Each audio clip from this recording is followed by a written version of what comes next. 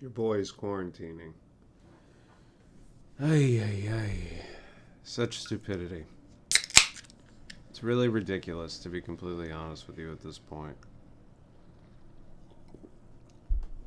But there's nothing we can do about it. I'm quarantining. You can put it together. I'm not going to say the word. It doesn't like it. It makes it upset, it being YouTube. What can you do? Um, as of this recording, I think I am on day 4, 5, something like that. Um, and it's a very strange experience. It's very socially breaking for me. And what I mean by that is that as somebody who used to be really social personally, and in a physical sense, human interaction, all that fun stuff, um, and then switching to working from home, which is a very remote experience, it takes what little social aspect you have, and it doesn't take it away because remember it's remote, but it makes you think of it differently. It's very, if, at least for me, very mentally taxing. Um, and usually, I have found when stuff like this happens, I tend to look at games in such a way where I will look for something that reminds me of a particular instance of my youth or more, I guess you could say, simpler time where stuff wasn't so wacky, crazy, and dumb. And for the most part, I've been doing that. But for the purpose of this video, I actually want to talk about something a little bit further back, something I'm not actually playing, because it ties into that whole social aspect where I feel like it is somewhat limited. Obviously, I can't be in the same room as my wife. At least that's a choice we've made. And unfortunately, we've had this happen in this house 3 times prior. This is the first time for me. So, falling unicorn of 2024. But it sucks regardless. But today, what I want to talk about is actually in the title, whatever I decide to call this, um, is about Pokemon because Pokemon is interesting to me when I grew up and how it came out and the time and place and everything else. And on paper, it's Pokemon, of course, huge franchise, iconic characters, iconic mons, iconic anime, merchandising, plushies. It's been going on for a very long time. I don't even want to put a year to it because depending on when you watch this video, it may be outdated. But over well over 15 years at this point. And when it came out, it unleashed a phenomenon that has persisted over time until the recording of this video, which is 2024. And I don't see it slowing down. I see how people's tastes have changed in the games. I see how the game design has, for lack of a better word, barely changed. But if it ain't broke, don't fix it, right? So I'm not going to go into this whole spiel about how Pokemon took over the world by storm and then Pokemon Go and all that crap. We all lived it. What I want to talk about is the initial release of the game in the United States and how that kind of played into where I was as an adolescent. So, when Pokemon was released in Japan, it was the tail end of, I can't remember years, I'm going to say 98, 99-ish, right? It was, I believe I was in 8th grade at the time. However, when it came out stateside, I was a freshman in high school. The worst possible time for a game like this to ever come out because it was in that in-between stage of my life where I had just graduated from, I guess you could say, junior high, middle school, or whatever, because my grammar school actually went from kindergarten up to 8th grade. And then I had to transfer to a high school, which did 9 through 12. And in 8th grade, I went to a Catholic school, a co-ed Catholic school, which, at least in New York, is not very common. They're usually, either all girls or all boys. Um, and the school I wanted to go to was literally one block down, and it wasn't a sister school of ours. They shared a sit. If you don't know, Catholic schools are named after saints usually. Um, it was the same saint, but not affiliated whatsoever. It wasn't like a Trinity High School, for example, if you're from New York, which covers everything. It's two separate schools, same saint, no affiliation whatsoever, both Jesuit run. And in case you're wondering, I'm not actually super religious. I just really connect with like a structured learning environment, and Jesuits are really good with that. And my mom was like, "Oh my god, if I take him out of that, that's it." So, could I afford it now? Absolutely not. So I wanted to go to the school down the street, which was very much an academic reach for me, and I made it. And going into the school, it was a lot of pressure. Academically, I didn't receive any scholarship money or anything, but academically, I felt like I was in the bottom rung, which I wasn't. But going in, confidence wise, I felt like I was in the bottom rung. Plus, in terms of hobbies, I didn't know what everybody was into. In terms of friends who followed me into the school or actually expressed interest into going to the school, only one of them actually got in. A handful of us applied as well, but they took very limited number of students. And I believe there was a demographic piece involved. Maybe, I don't know. But only of my high school, two other kids made it. One of which was a friend of mine, but we had started to drift apart by that point. Not in a bad way. It's just, as you get older, sometimes people just drift apart naturally. But it was a little, I guess you could say, scary at the time. It's not like, I grew up in New York City. It's not like there's a campus or anything. So, first day of school, we go in and it's immediate. There's a handful of us, about 50-ish or so.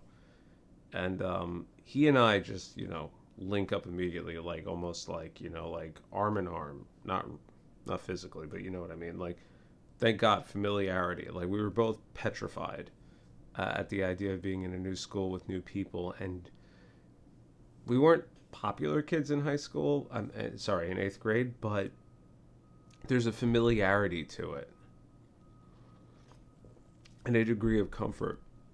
And this was my first time ever having to change schools in that age group. The only other time I had to change schools was when I went from kindergarten to first grade. I had gone from a private school to this school, but when I left, it was because a bunch of my friends growing up, their parents had put them into the school or were transferring them to the school, and it was within the price range for my parents. It was relatively the same and everything else. So they were like, yeah, if he wants to stay with his friends, we can move him if he gets in. So we start with the school, and it's already, truthfully, kind of strange. I've always had a group of friends throughout high school, and the meme for guys is, guys make their friends in grammar school and never get any more after that. And it's very true to an extent. A lot of my friends, my oldest friend I've known since fourth grade. And we still talk. And as a matter of fact, we're quarantine buddies. We apparently gave it to each other. So that tells you something. Pushing on 40. That's really sad now that I think about it. But anyway,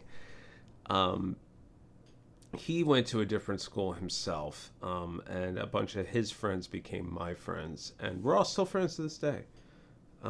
But changing schools at this age, you're already at a socially awkward time growing up, and we all played games and stuff in high school and grammar school, and everybody who played games knew everybody who played games. but we'd all grown up with each other, so there really that wasn't that much of a social stigma at that point. Because in case you don't know, you didn't grow up in the 90s, early 2000s, gaming was not what it is today. It's not like a pop culture thing. It's not like everybody plays, a form of game, whether it is a Pokemon game, whether it's a social game, a phone game, um, an FPS, anything along those lines. All that stuff is completely new. So going into this high school, it's one of those things where it's a fight or flight mentality. You want people to like you. You want to make friends. You want to pick up where you left off. You want to establish yourself in a circle of people you trust and people you want to be friends with. Um, but you also don't know what to expect. You don't know where everybody comes from. You don't have any of that stuff to go on. And it was petrifying for me, honestly. And the odd thing is, ever since then, the only other time I had to change schools was going to college. But I've changed jobs a bunch of times based on what I used to do for a living. And I think based on these experiences, I've never had a problem like changing jobs and just making friends with people at this point. It doesn't really bother me anymore. But when you're a kid, 13-ish, it's a little strange. So anyway, going to high school, we did the orientation. We started going to all our classes. I'm like looking around trying to figure out like the who's who could I potentially hang out with, stuff like that. Ain't getting any of that. But the way they did our lockers, oddly enough, they were reverse alphabetical. So I was all the way towards not the start of walking towards them, but towards the end. So they gave us this huge stack of textbooks because that's what they did back then. You pretty much, you were getting. It was pretty much a weighted carry exercise if you're familiar with that, just to go to school and come back from school depending on your homework load. And they told us what we should do as, I guess you could say a theft preventative measure is to write your name somewhere in the book because we got to keep them. Oh, so freaking lucky. This is how they get you. So if it was stolen, you would know which page you wrote your name on so you could get it back. So we're all sitting there doing it. And then this one kid looks over at me, and I look over at him, and he goes, trying to strike up a convo. He goes, so what page are you going to write it on? And I go, thinking I'm cool, I'm just going to scribble my name so I can take anybody's book if I need it. The fuck is wrong with you, Alex? Like, seriously, what the fuck kind of stupid high school bullshit is that? So he rolls his eyes and he goes, all right, whatever. And he just continues writing. This was my first high school friend, and I'm still friends with him to this day. As a matter of fact, I still play music with him to this day. And he and I would eventually go on to see some pretty wacky shit, go to some pretty awesome concerts, and get into a lot of mischief as we passed through high school and into college and stuff like that. But I didn't know that at the time. And it's really Pokemon that kind of pulled us together, to be completely honest. So, getting ready for school at this point, I took myself to school. I didn't take a bus. I took the subway like a fucking adult. But getting ready for school was a different experience for me at this point as well. Because in my grammar school, we actually started at 7 a.m. And we got out a little bit earlier, around 2-ish. So now I started at 8:45, and I was able to watch TV a little bit before getting ready for school because it only took me about 20 minutes to get there by the subway. So I started to watch the Pokemon cartoon, not realizing I literally caught it on the first episode that it started to air. And I only knew about Pokemon through magazines. I'd heard about it, no idea else about it, but the anime was my first exposure to it. Watching Ash Ketchum get his Pikachu, his first Pokemon, and everything else. And the way the cartoon was designed for the States, and I don't know about the localization and all that stuff, it was designed the same way that the Yu-Gi-Oh cartoon, sorry, the Yu-Gi-Oh anime was designed, which is this is an avenue to sell product to children. And obviously, Pokemon's gone on, and there's been plots and everything else. But the way the Yu-Gi-Oh anime was written, in a way, would be an introduction to the card game. It would bend the rules like you wouldn't believe, but it would get you interested in the product. And that was very much a marketing thing going on in the 90s and the early 2000s in the US, where toy commercials and everything else would air during the Saturday morning cartoon blocks, but they would also be tied into those cartoons. So in the case of Yu-Gi-Oh, they would play cards, and by chance, Konami would release those sets that contain those cards.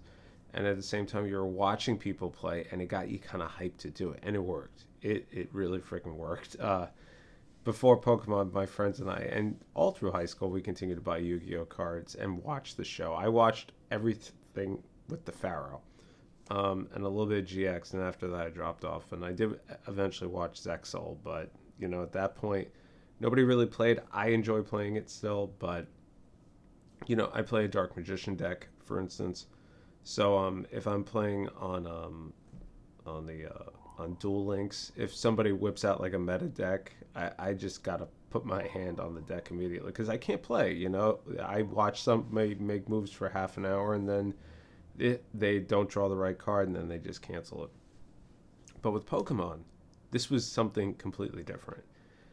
They weren't trying to sell you a product per se. They were trying to sell you a concept. This kid is going on the adventure of a lifetime. He's presumably, we'll say 9 to 10, and stayed 9 to 10 for 30 years. And he is, for lack of a better word, an idiot. He's very naive.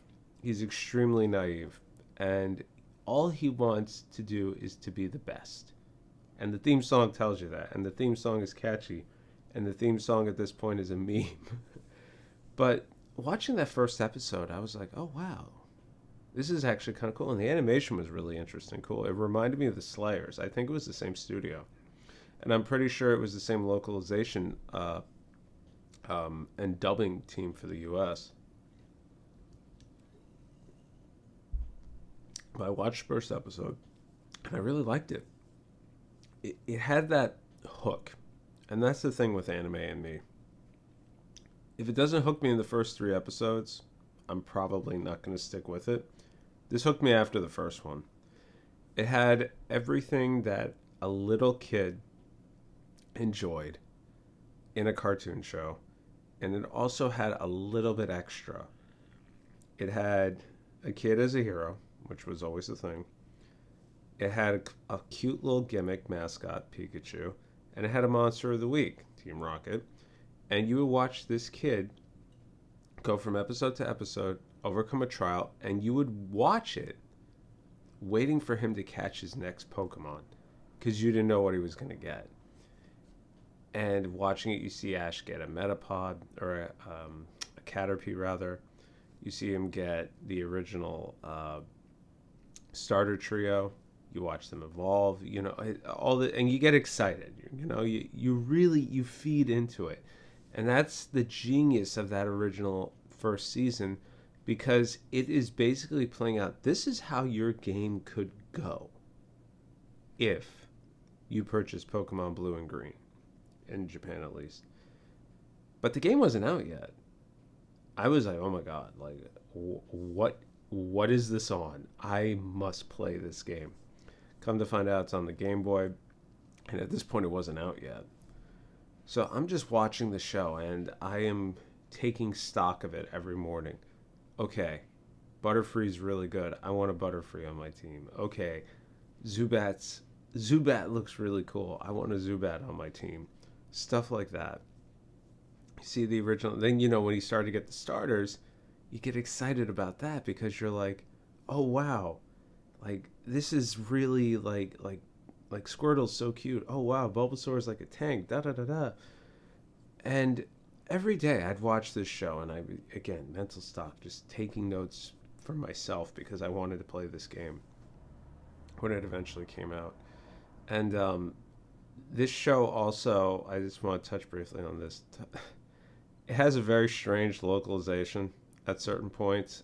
There are certain things that got Americanized that shouldn't. Onigiri are apparently jelly donuts, and Brock will always insist they are.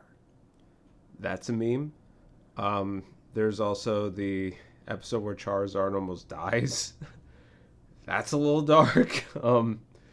And there's also the infamous flashing episode that caused a bunch of epileptic seizures in Japan. And you see this in anime to this day, where whenever there's flashing lights, the actual TV will dim itself before that happens, which I find is interesting and also kind of not endearing, but kind of interesting. Like, that's where we are. Like, they haven't figured out anything else other than dimming the color and the saturation when flashing lights happen to this day, as opposed to just taking them out or doing something different.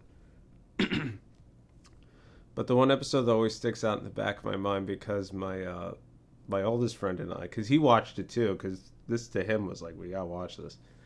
The one episode we always laugh at is with the scientist who wants to go to the moon to live with the Clefairy. Like, that just like, talk about tinfoil hat.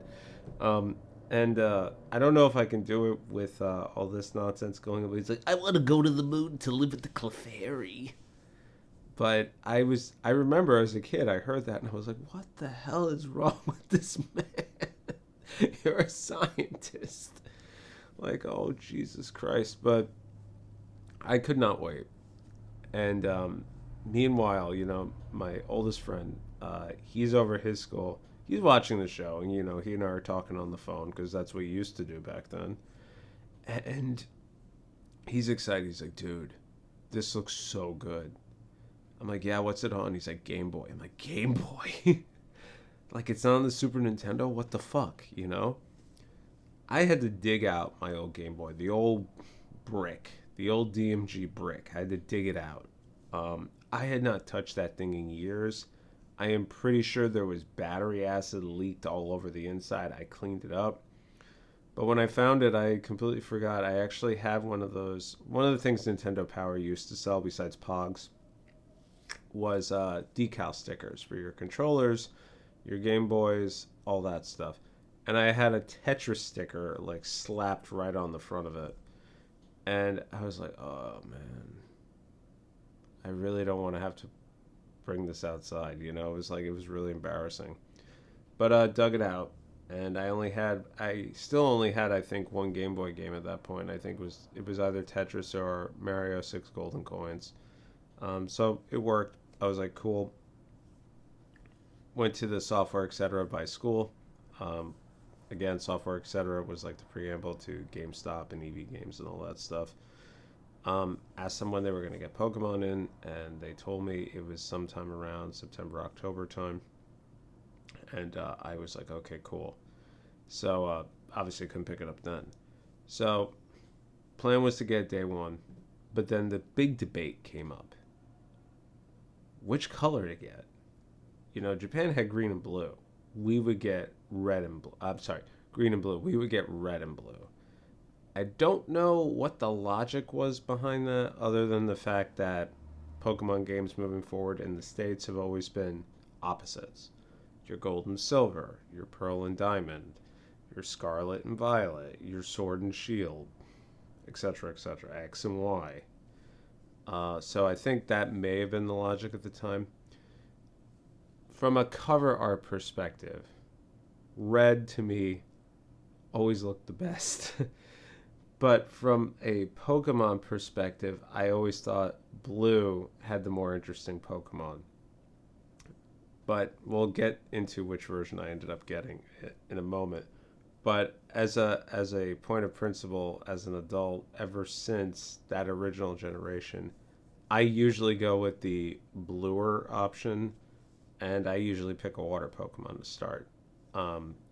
And that ties into my love of Squirtle, which is ironic because my original starter was actually Bulbasaur, because going back as a kid, I was always afraid of pigeonholing myself or putting myself at a disadvantage when it came to RPGs, because I was always afraid I would break the game. And I don't mean in a good way. I mean, I would literally break my character to the point where I could not progress. So, watching the show, I knew right from the get go, in terms of gym order, I may be better off starting with Bulbasaur to go through Brock, etc., etc., etc. That is the negative part of the show, because you kind of knew what to expect, and the game kind of went, show kind of went chronologically based on what was going on in the first game, and then eventually they would deviate into other stuff. And I'll never forget when the first Pokemon battle came up. The one that always sticks in the back of my mind is Lieutenant Surge. And with his Raichu, give him a body slam. Give him another body slam. Only Raichu in the fucking world that knows body slam 4 times. Um, I was like, I need to evolve a Pikachu into Raichu. That must be on my. I had my team picked out before I even had the game. I knew who I wanted. I knew what I had to do. I knew what stones I needed. I knew who I had to trade. I bought a link cable because I didn't have one. I was prepared for this game. Now here's the catch to this whole thing. The only other person I knew buying this game was my oldest friend, who was not in my current school. How the hell was I going to trade? Now you may say the weekend, all that stuff. But my lizard brain did not think like that. My lizard brain wanted that endorphin hit, that not nostalgia, that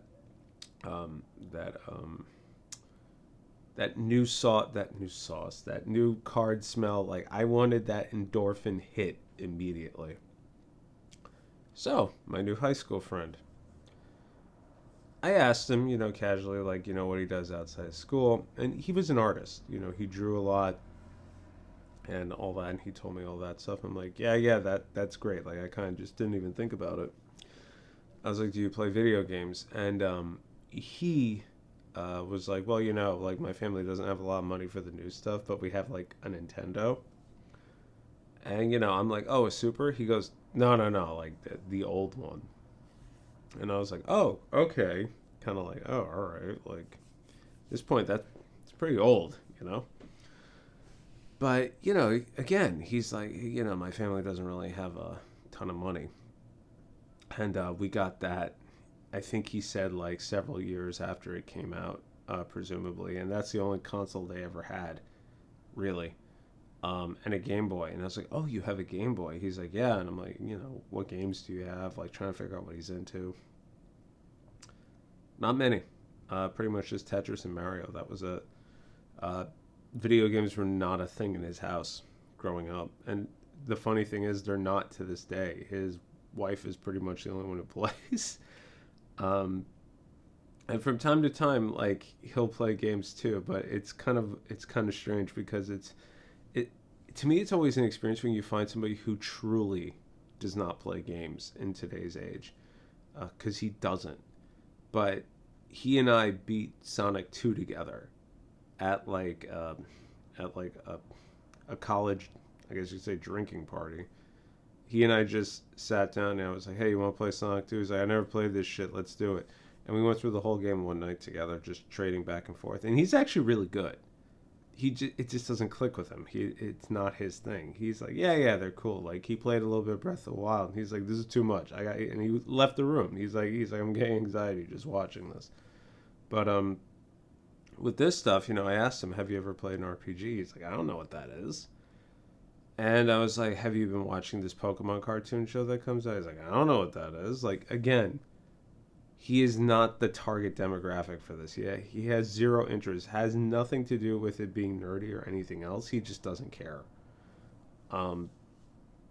But again, I'm thinking, if I can convince him to try this game, I can get somebody with the alternate color, and I can get my 150 Pokemon. I know it's 151, but you get what I'm getting here. I don't know. There was no internet back then, really. So I'm like, all right, cool. So we go to the software, etc., because he took the same train as I did, and we started to leave school together, and we started to really bond as friends, just in a school context. We shared classes. We both took Italian together. We both, to this day, don't speak any Italian, and we laugh about it. Um, and we kind of started just to build up a friendship that way. But when we went into the software, etc., I showed him like the Pokemon display. I explained the whole thing to him, and it did kind of pique his interest, but not because of the game. It was because of the art. He was like, again, he's an artist first, and he's like, oh wow, like these designs are so great. He's like, these must be done in watercolors. This is ninth grade. I don't know any of this stuff. But he is at a point where he's looking at the medium used and everything else. And he's like, oh, is this a game? And I explained the whole premise to him. And he really wasn't interested. He was more so just like, well, sounds cool, but I know it's not going to look like the way it looks here. Like, this technology doesn't exist. But I was like, yeah, but you can trade with people. There's a social aspect to it. This, that, and the other thing. And he's like, okay. He's like, are you going to get it? And I said, yeah. And he's like, okay, well, there's two versions. Which one were you going to get? And I was like, this is where I get him. I told him I hadn't figured it out, but I was leaning towards the red one. And he goes, okay, cool. Well, if you get the red, I'll get the blue. Because, again, he had no distinction over which was which. He had not done the research I had done as somebody who was in expectation of this game. He was just somebody who was along for the ride. So I was like, cool, let's do it. It comes out like a few days from now. So he's like, oh, okay, cool. So he goes home that day. I go home that day. And at this point, I think I'd been in high school for like a month. And my mom, who was used to seeing me come home from school once a week, maybe twice a week, three times a week, but always at least once, come home with a friend of mine, whether it would be my oldest friend or one of the other ones or everybody or a couple or a handful, that stopped, obviously because I had changed schools and nobody went to the same high school at this point. And she started to get concerned because she's like, he's not really making friends. He kind of just goes to class, comes home, sits down in front of the computer and plays Heroes of Might and Magic or something along those lines. And she was like, she approached me about it. And she's like, are you having difficulty making friends? And truthfully, at that point, yeah, I really did. As much as a little kid as I wanted to go to a co-ed high school because girls, I was still awkward and nervous and didn't want to talk to anybody. In terms of making friends with new people, I was afraid to be myself. I was afraid to talk about the fact that I liked RPGs. I was afraid to talk about the fact that I was obsessed with PlayStation and Sega Saturn and had an N64 and all that stuff. I was embarrassed. It was a stigma. Gaming was not what it is today. Your hobbies, even collecting baseball cards or basketball cards, which I collected basketball cards. Even that was like kind of, So really, if you think about it, it's like, what hobbies are there that aren't nerdy? Sports. I played soccer. Up until high school. As a matter of fact, I made the JV team, and I didn't even know because I never saw the list. They took it down.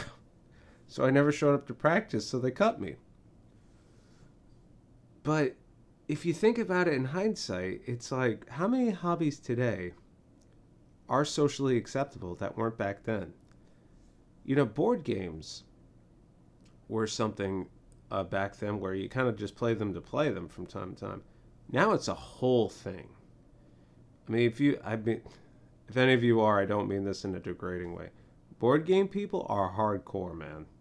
I have a couple of board game friends, and I mean, I talk about video game shelves and backlog and stuff. They buy these $100 games, beautiful looking games.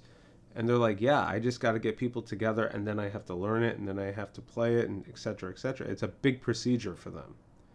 Same thing with Dungeons and Dragons. I mean, Critical Role has been huge in making that into something that is socially acceptable and all encompassing. But, I think the differences with the way stuff is today, it's also romanticized as opposed to back then, where it was very much like a close knit experience that was driven by personal experience as opposed to watching somebody else's experience and hyping you up. My Pokemon hype was from me watching the show and doing my own research, not watching an influencer hype me up on the show with 10 things you need to know. Nah, man, I just knew that jelly donuts and that a banana leaf will keep Charizard alive if it ever rains. That's all I knew.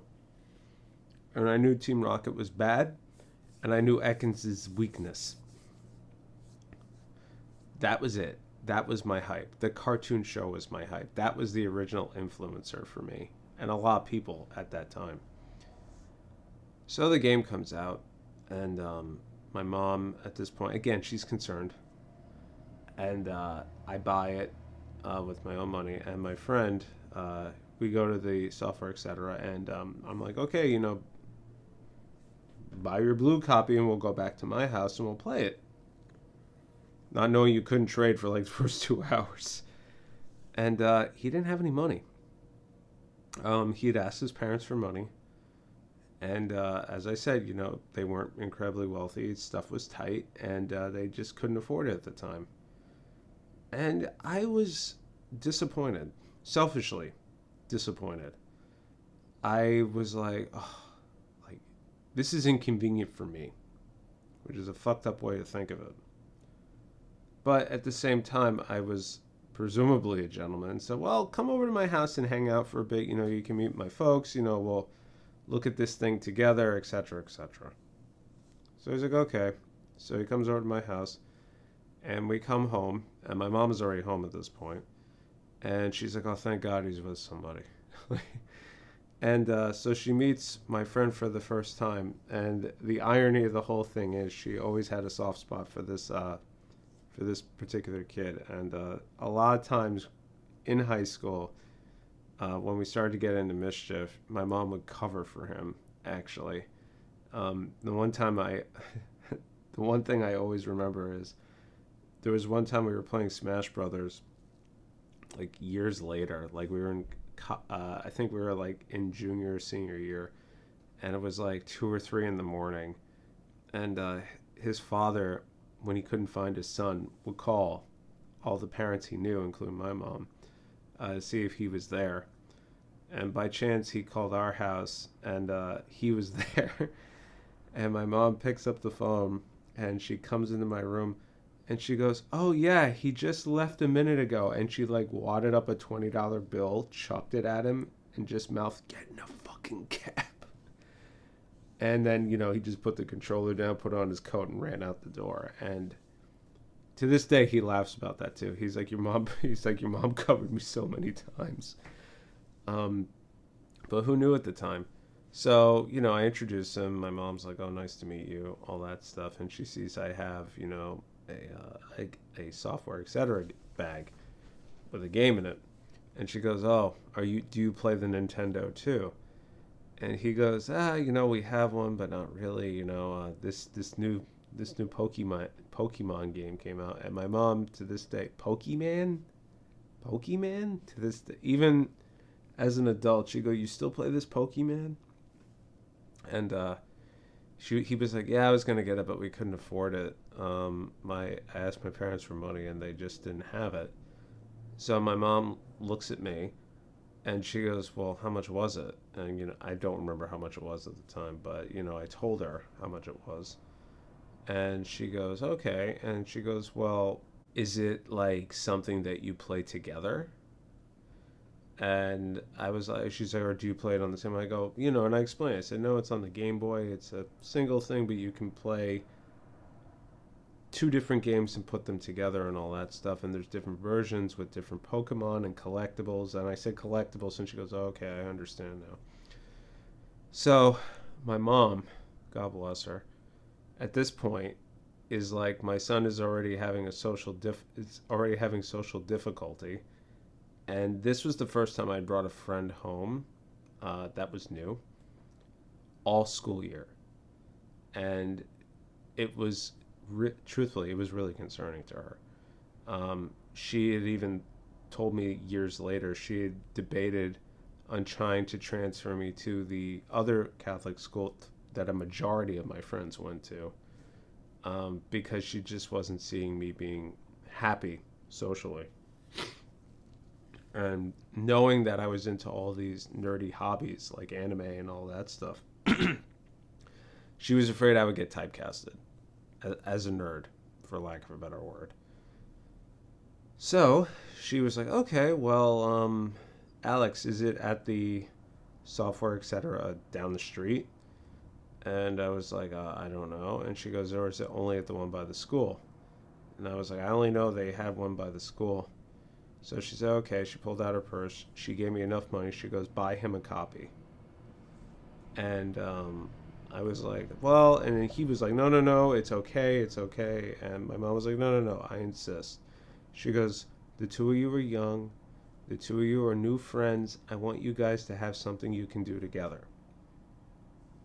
Mind you, we've been like eating pizza every day together, but that's what she wanted to do. So she bought him his first Pokemon game, and he bought the blue version, and he had a Game Boy, and same thing as me, he had to dig it out, all that other stuff. And then he started playing it himself, and we told each other, oddly enough, like, we were going to give each other, and this is still a rule that my friends and I have with Pokemon to this day. You give each other a week or a couple of days to assemble a team, figure out your balance, what you want to do, all that stuff, and then we would trade and duel after the fact, because otherwise you're starting the game with an Alakazam and all this other crap, and then it's not fun. So after a few days, we decided we would have our first Pokemon trade and Pokemon battle. Now, the only problem with this is we weren't hanging out outside school on weekends or on a daily basis, really, outside school hours, because as much as he could get to my house and I could go to his, the commute was still a pain in the ass. We were in opposite directions. He lived in Queens. I lived in Manhattan. He had to go through Uptown. I went all the way downtown. If you live in New York, it's not a big deal, but as a kid, it's a pain in the ass with train transfers and all that. And the 7. So we decided we were going to do this at school. And in grammar school, for context, when I started to play Magic the Gathering in 7th and 8th grade, we would never pull our cards out during school. We would wait until after. And we would go to Central Park, and there was a playground with chessboards and no sleeves, literally just sliding them all over the place on rocks. And we play Magic there. And that's where we would do our trades. And then on the way back, we would stop at the software, etc., because at this point they were selling Magic cards. And we'd buy a bunch of the old school packs because they were like $1. And we would get the same cards 50 times. And then we would, that's how we would do it. Out of the eyes of everybody. But with Pokemon, it was a little bit different because we had to link up, literally. It was a little bit more visually obvious because you had 2 Game Boys. You had me on this side, him on this side, a huge cable, and then the old school gray brick Game Boys with a blue cartridge and a red cartridge opposite each other. So it was a lot more obvious. So we were trying to figure out the best way to do this without being seen.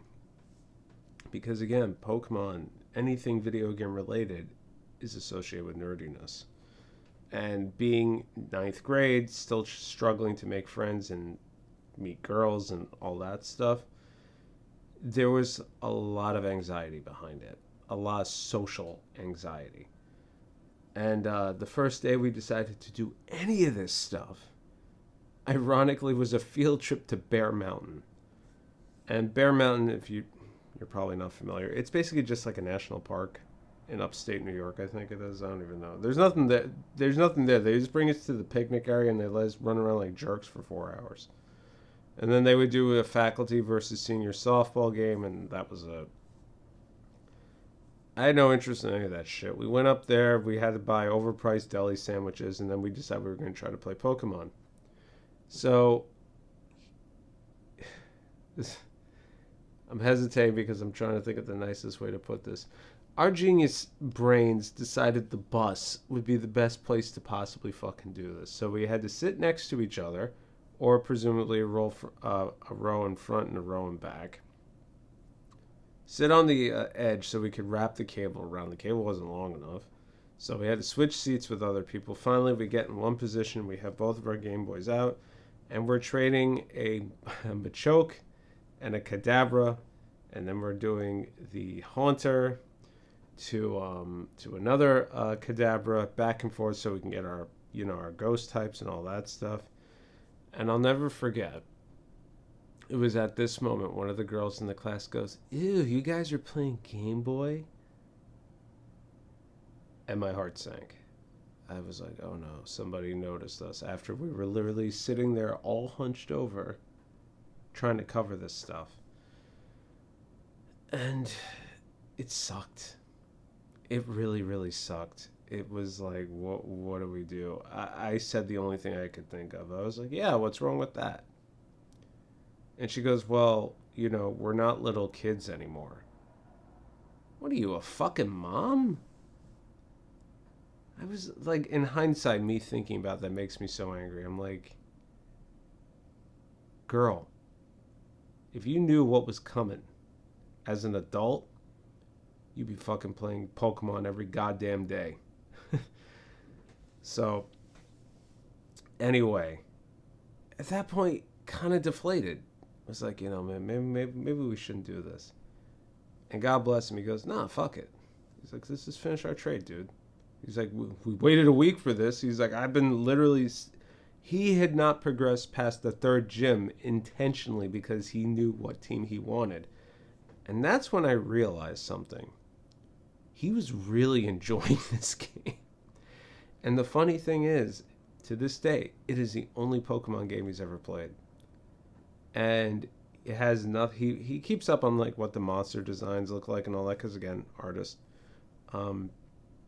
But he said there was something... He always says there was something magical just about this game. And he goes, and it was a gift from your mom. And he goes, and because... And he's like, he's not really into games that much. But it's like he reluctantly got into this because he wanted... Same thing as me, to find common ground with somebody else that he can make friends with. Because in grammar school, he said he didn't really have a lot of friends. And in high school, he expected the exact same. And eventually, he wasn't super popular kid, but everybody knew him and everybody respected him. Because of like who he was and, his intelligence and his art. And his rebel attitude eventually when he got into punk rock. And he also sported a mohawk that was like 4 feet high at one point. I have a picture somewhere, but I helped him do that. It was a lot of Elmer's glue. But, it was like him just saying like, no, like this is something for us. Who cares what they fucking think? That was the start of his rebel attitude with a lot of that stuff. And, he was right. We finished our trade. We had a Pokemon battle. I lost. And, we both continued to play the game on our own time. And eventually he got into it way more than I did. He would come up to me and be like, yo, you want to trade? Hey, I got this thing. Hey, da-da-da-da. I want a battle. I just trained Screech in this thing, and I think I have a combo where I can reduce attack and basically just throw up like a super like meaty Pokemon, just like have him take hits and all this stuff. He got really into the meta before the meta was a meta, And he went on, he finished the game. He got all 151. I never did. I finished the main game, but that was it. And again, that was the last time he played a Pokemon game. He still has it. He still has the cartridge and everything to this day. The battery's dead though.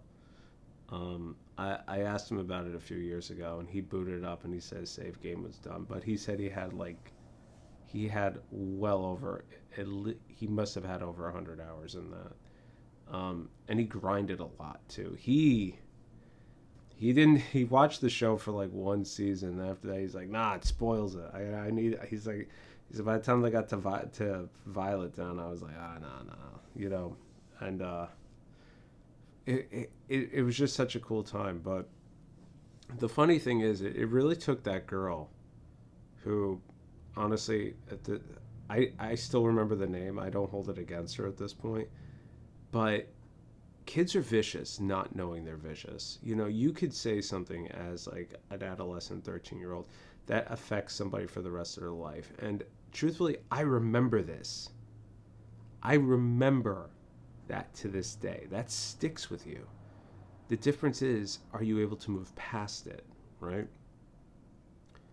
Socially speaking, I could have just continued to hide all of this nerdy gaming stuff.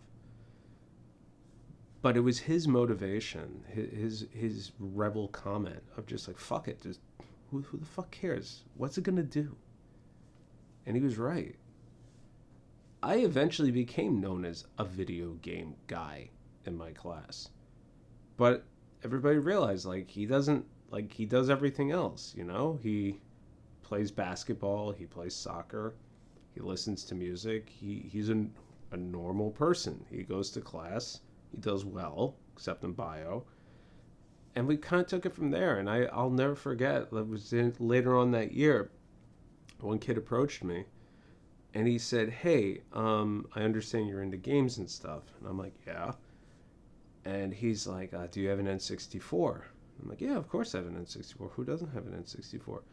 And he's like, so there's a game that's out in Japan. It's called Smash Brothers. Have you heard of it? And I'm like, no. What's that? And he knew more than I did. And he's like, oh, I read about it. I think he said it was in Game Fan. And he brought in the magazine. We looked at it, and I was like, oh, they probably have this down at Penguin Village in Chinatown. So he's like, what's that? And I explained what the whole thing was. And he was like, oh, cool. Maybe we can go this weekend. Would you be up for hanging out on Saturday? And sure enough, him, two other guys who I never really interacted with, we met up in Chinatown on a Saturday. I took him to Penguin Village.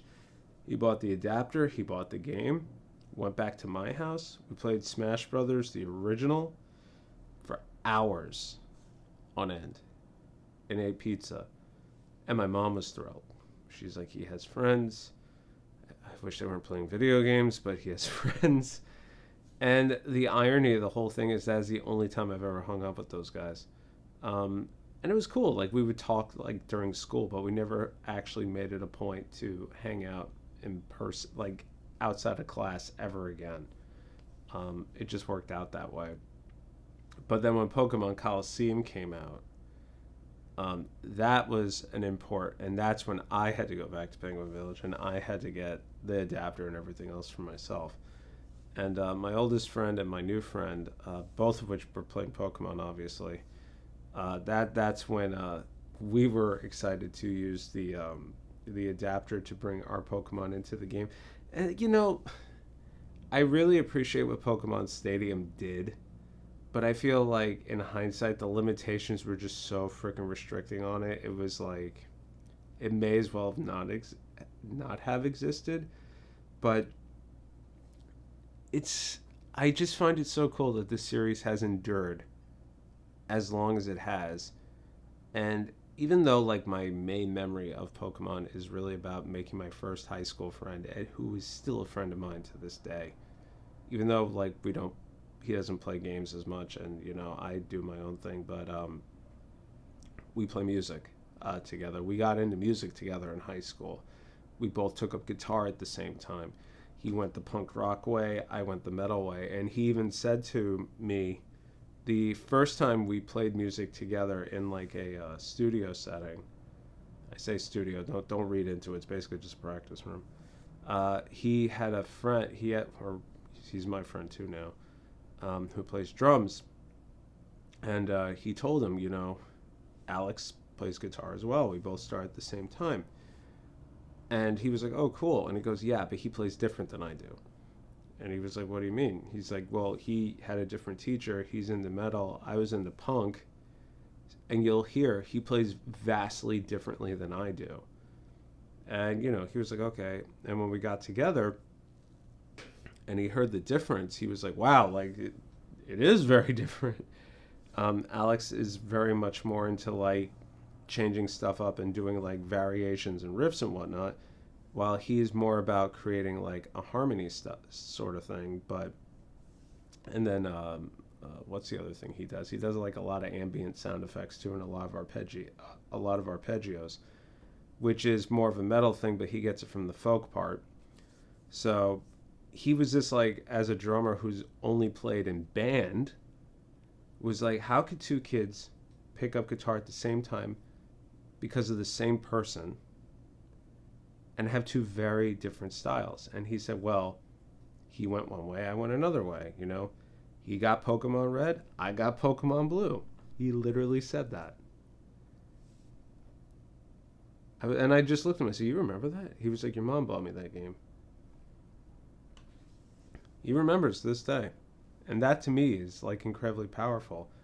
How a friendship actually starts, and I hate to say it, due to like some weird like nerdy manipulation. But I think the last Pokemon memory I want to talk about today, in a social context, and we'll get the hell out of here, is how Pokemon actually got me back into games.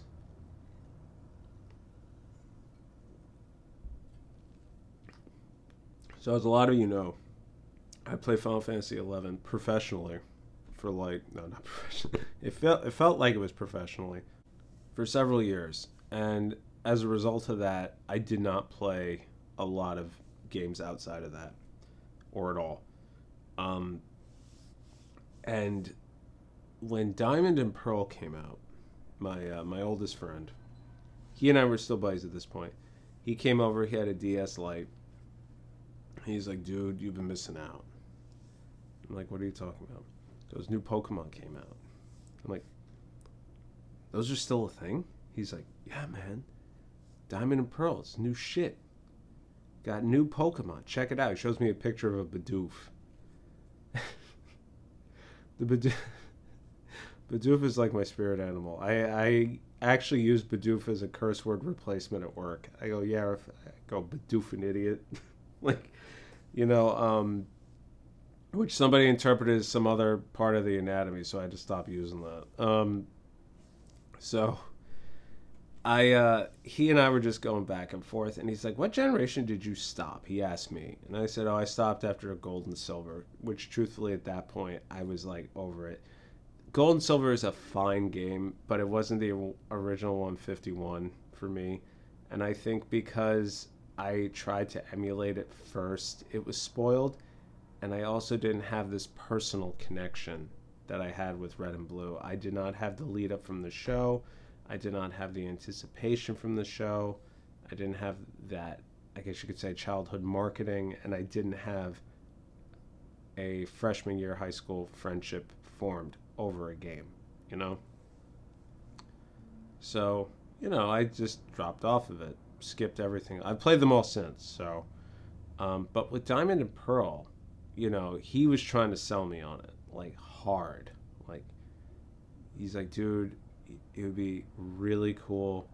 It'd be like a throwback. He's like, you got to do it. And this is years later, dude. Years later. And I'm like, whatever. Like, I'm not even thinking about it. And God bless this kid. He's really funny. When he wants to get under your skin, he doesn't throw insults at you. He kind of eggs you into creating an insult in your head. So he goes, only losers don't want to challenge winners. And I'm like, what does that mean? He goes, because you're a loser. He's like, you can't admit the fact that I beat you. I go, dude, you can't beat me. You couldn't beat me in Red and Blue. You can't beat me in this whole new Diamond Pearl thing. He's like, really, prove it. I go, well, I don't have a Game Boy I don't have a Game Boy. He goes, dude, it's not on a Game Boy. It's on a DS. You're so out of date. He's like, you sit there in front of the computer. Like, jerking on your knee, as opposed to playing what real men play. I'm like, all right, that's it. I'm like, that's it. I've had enough of this shit. Like, this is stupid.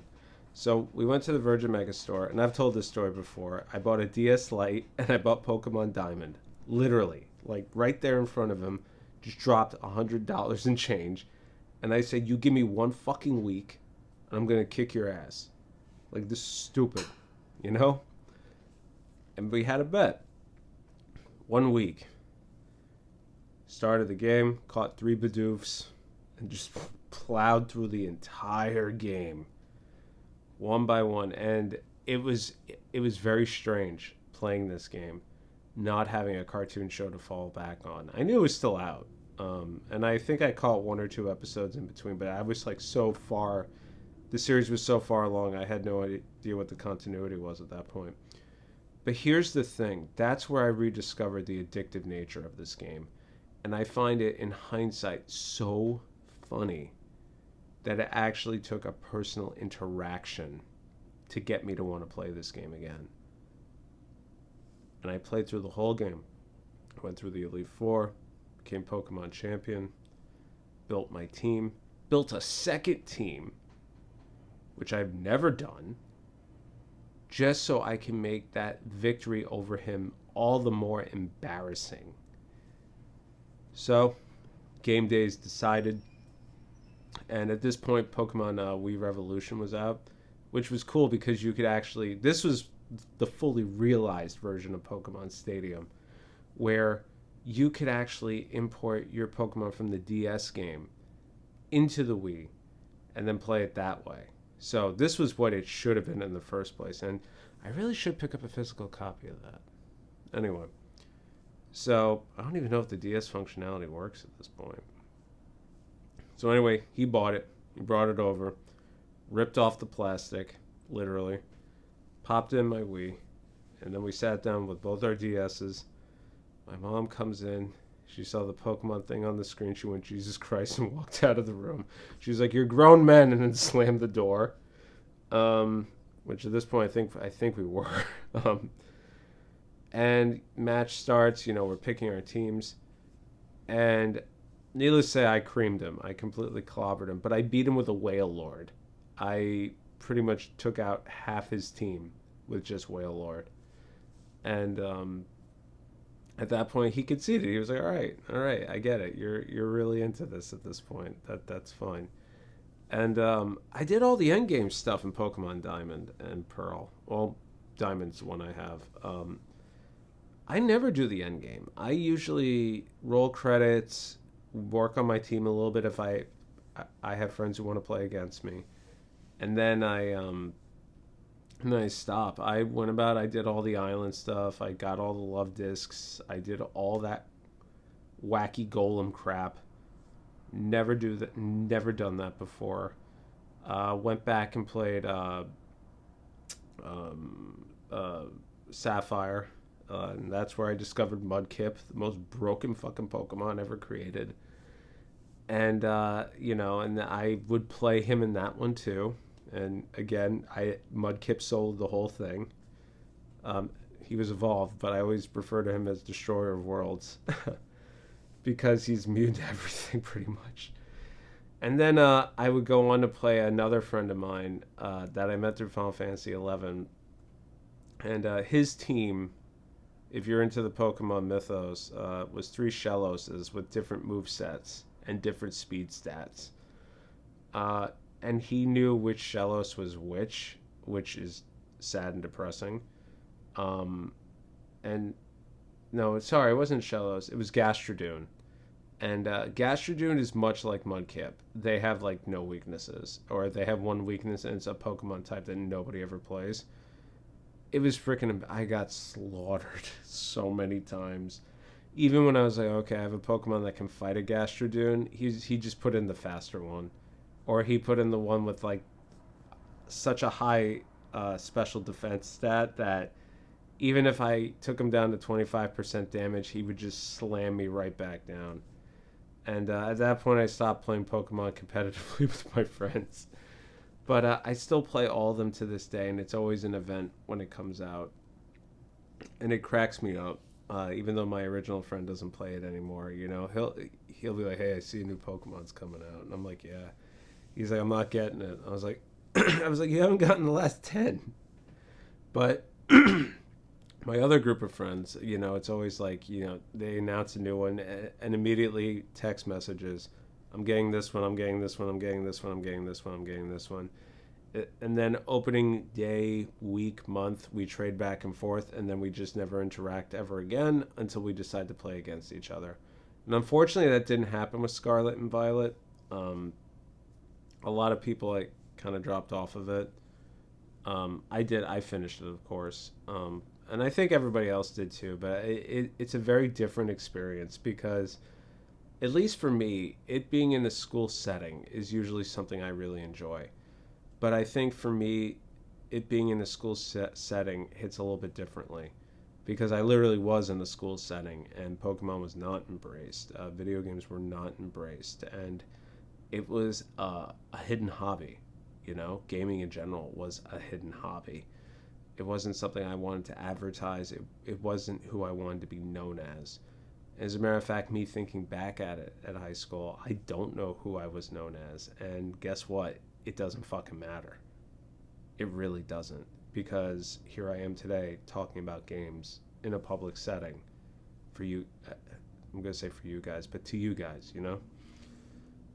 It's a celebrated hobby. Everybody does it. I wouldn't be surprised if that girl who made that comment so many years ago has probably been swiping on Candy Crush for the past decade. It doesn't freaking matter. And I think that's really where the lesson my friend taught me in that one comment. It's your hobby. If somebody doesn't like it, cool. They don't have to do it. They don't have to participate. They don't have to be a part of it. Are they getting hurt? No. Are you getting hurt? No. Then who cares? Enjoy your time. Enjoy it with other people. Enjoy it because that's going to be a memory that you carry with you. And that's truly what I've been thinking about this whole time. Because stuff like that, I feel like we take it for granted, especially in a point in time where internet capabilities and all that. So I know this is like old man talk, but it opens up a lot of doors and it closes a lot of doors. And then when you take one of those very limited doors and you close it, at least for me, it hits different. It hits really, really different. I've been Alex, and I'll see you all in the next one. Take care.